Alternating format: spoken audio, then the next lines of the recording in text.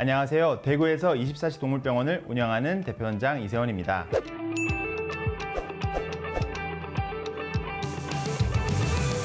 오늘은 강아지에게 흔한 비뇨기계 질환 중 하나인 요로결석에 대해 이야기하려고 합니다. 반려견들은 가끔 몸 상태가 좋지 않을 때 소변을 보지 못해 힘들어하는 모습을 본 적 있으실 거예요. 그럴 때마다 얼마나 놀라고 걱정이 많으셨을지 충분히 공감하고 있습니다. 하지만 너무 걱정하지 마세요. 요로결석은 잘 대처하고 예방하면 충분히 극복할 수 있는 문제니까요. 제가 지금부터 요로결석에 대한 가이드를 제공해 드리겠습니다. 믿고 따라와 보세요. 먼저 요로결석이 생기는 기관, 강아지의 비뇨기계 구조에 대해 살펴보겠습니다. 강아지의 비뇨기계는 신장, 요관, 방광, 요도로 구성되어 있으며 체내 노폐물과 과잉 수분을 제거하는 중요한 역할을 담당합니다. 비뇨기계 장기 중 하나인 신장, 사람에게도 매우 중요한 장기죠. 신장은 강아지의 비뇨기계에서도 가장 중요합니다. 혈액을 여과하여 노폐물과 전해질, 수분을 소변으로 배출하는 기능을 합니다. 다음으로 요관은 신장에서 생성된 소변을 방광으로 운반하는 관이고요. 방광은 소변을 일시적으로 저장하는 주머니 형태의 장기입니다. 요도는 방광에서 외부로 소변을 배출하는 마지막 통로입니다. 신장, 요관, 방광, 요도 이렇게 4개의 장기가 비뇨기계에서 서로 연계되어 작동하며 각자 맡은 중요한 기능을 수행합니다. 또한 이 신장, 요관, 방광, 요도 어디든 결석이 생길 수 있으며 이를 통칭하여 요로결석이라 부릅니다. 사람에서 소위 말하는 3대 통증이 있습니다. 출산할 때의 산통, 급성치 수염으로 인한 치통, 마지막으로 요로결석으로 인한 통증을 일컫는데요. 그만큼 결석에 대한 통증이 크다고 할 수 있겠습니다. 하지만 강아지가 결석이 있다고 해서 통증으로 바로 병원에 오는 경우는 매우 드문데요. 주로 병원에 내원하게 되는 이유는 패드에 묻어있는 피오즘, 즉 혈뇨 때문입니다. 대부분의 보호자들이 혈뇨가 보이면 바로 오시지만 평상시 증상은 그냥 넘기기 쉬운데요. 소변을 자주 보거나 소변을 볼 때 아파서 힘들어하거나 배뇨가 시원하게 잘 나오지 못하는 등 화장실 문제가 있다면 병원에서 검사 받아보셔야 합니다. 반려견이 아프다고 표현하지 않더라도 결석이 요로내에 있다면 통증이 심한 상태일 수 있다는 거 꼭 기억해 주세요. 결석은 처음에는 크기가 크지 않아 작을 땐 증상이 없을 수도 있는데요. 하지만 방광이나 요도에 결석이 있다면 화장실 문제가 발생할 수 있고요. 결석으로 인한 문제가 심각하면 요로가 막히는 증상으로 소변 배출이 안 돼서 방광이나 요도가 파열되어 복강 내로 소변이 유출되는 요복이 발생하기도 합니다. 만약 신장이나 요관과 같은 상부 요로계의 결석이 발생해서 요로가 막히게 된다면 2차적인 급성 신부전 증상이 나타날 수 있습니다. 급성 신부전의 증상은 식욕저하, 구토, 설사, 심하면 발작까지 나타날 수 있는데요. 방금 말씀드린 증상 어떠세요? 들으셨을 때 비뇨기 문제라고 느껴지지 않으시죠? 그래서 건강검진 시 상태를 잘 체크하셔야 결석을 미리 발견할 수 있습니다. 강아지 결석의 종류에는 스투르바이트, 칼슘 옥살레이트, 요산, 규산염, 시스틴 결석과 여러 가지 성분이 섞인 혼합 형태의 결석이 있습니다. 종류가 너무 많죠? 대표적인 2가지 결석만 기억하셔도 좋습니다. 미네소타 요로결석 센터에 따르면 강아지 결석의 40%가 스투르바이트, 41%가 칼슘 옥살레이트로 나왔다고 합니다. 이 2가지가 가장 흔한 요로결석입니다. 아직 명확히 결석이 생기는 원인은 밝혀지지 않았습니다. 왜냐하면 같은 환경에 살고 있고 같은 음식을 먹는데도 어떤 강아지는 생기고 다른 강아지는 생기지 않는 경우도 있습니다. 하지만 결석 발생 가능성을 높이는 몇 가지 원인들은 있습니다. 먼저 스투르바이트 결석입니다. 가장 흔한 원인은 세균에 의한 요로 감염이 주 원인인데요. 그런 이유로 암컷이 조금 더 잘 생기곤 합니다. 암컷은 요로 길이가 짧아 방광염에 잘 걸리기 때문에 스투르바이트 결석이 생길 가능성이 높습니다. 방광염으로 인한 세균 감염은 소변을 알칼리화하여 소변의 미네랄들을 잘 녹지 않게 하고 이 녹지 않은 미네랄들이 점차 결정화되어서 결석이 되는 것이죠. 또한 방광염은 유기물 잔해를 많이 만들어서 결석 형성을 촉진하기도 하고요. 근데 요로결석으로 인한 요도 폐색은요, 수컷에서 더 자주 발생해요. 그 이유는 수컷의 요도 길이가 암컷에 비해 훨씬 길기 때문입니다. 이 결석은요, 보통 중년의 나이에서 발생하고요. 나이가 어린 경우에는 요로 감염의 이유로 발생하는 경우가 많습니다.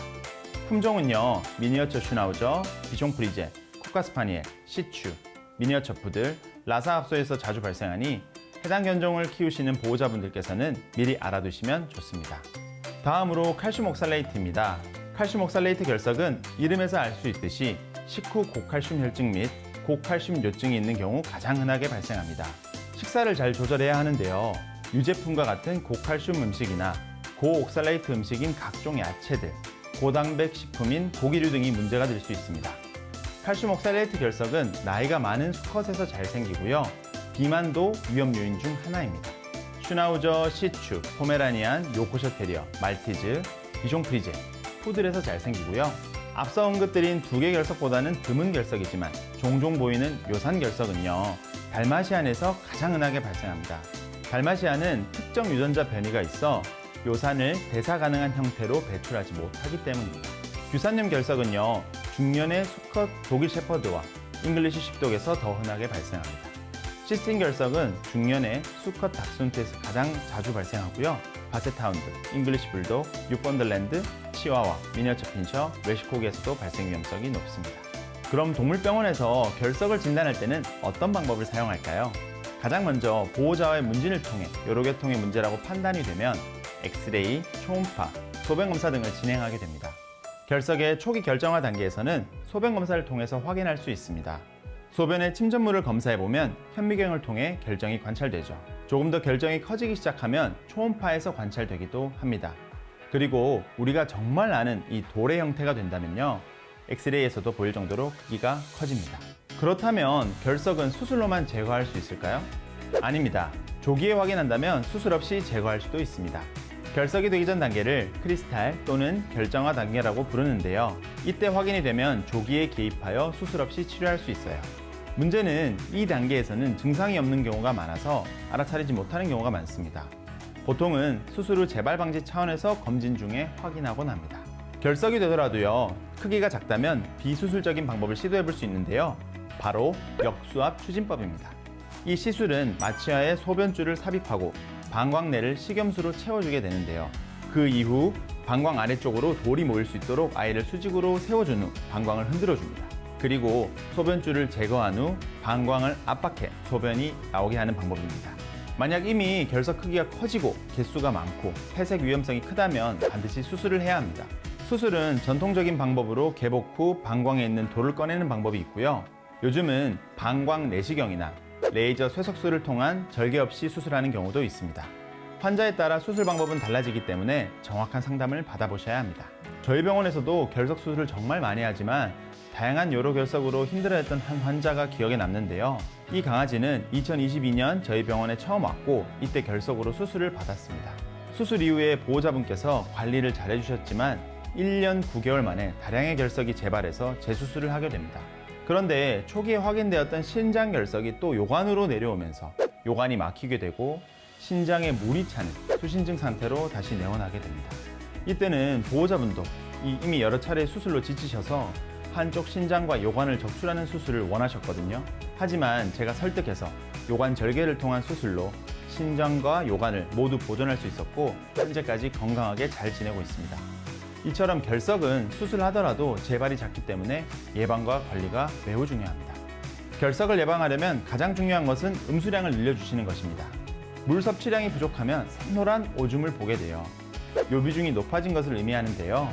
요비중이 높다면 결정화의 위험성이 커지고 결석 형성이 될 수 있습니다.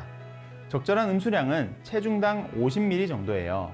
반려견이 5kg다 그러면 하루에 250ml 정도를 먹어야 하는 것이죠. 보통 저는 500ml 물병을 활용해서요, 평균적인 음수량 측정을 해보라고 말씀드려요. 만약 반려견이 물을 잘 안 마신다면 몇 가지 팁이 있는데요.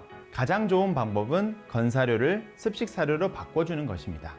습식사료는요, 약 85%가 수분이기 때문에 그 자체로 수분 섭취가 가능합니다. 다른 방법으로는 건사료에 물을 섞어서 먹이는 것입니다.